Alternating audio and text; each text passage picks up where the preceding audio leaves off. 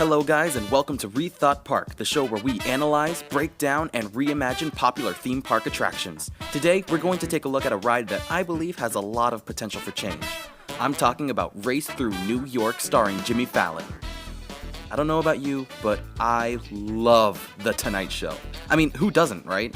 It's a hilarious talk show with a lovably awkward host and great guests doing awesome and crazy activities. So when I heard that a ride was being made about The Tonight Show, I was excited. The hype was real with this ride. But needless to say, I was a bit let down with what we got. It was enjoyable, don't get me wrong, but I believe it could have been greater. So I'm going to share what I would do to reimagine this ride.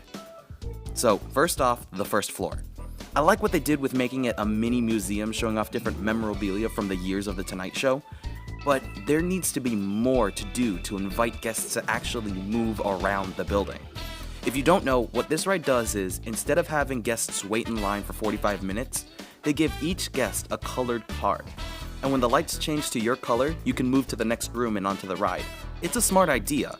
However, every time I went on this ride, 80% of guests stayed in one long line on the first floor. I'm pretty sure no one knew that they could move around because nothing was interesting enough to pull people away from the line. So what we're going to do is take the gaming tables from the top floor and move them to the bottom floor. This will help prevent unnecessary lines and maybe even fit more people into the building. Okay, moving on to the second floor. The second floor is where the Ragtime Gals and #ThePanda perform on their stage to entertain guests. Great start, but what we're going to do is expand the room to fit a sort of carnival/playground area where guests can play some of the games actually played on the show. Who hasn't seen an episode of The Tonight Show and not wanted to play those awesome games? Here, you'd be able to do just that. Alright, now we go on to the ride. Here's where I'm going to implement the biggest change. Instead of the ride being called Race Through New York, I'm going to change it to Race to New York. Hear me out.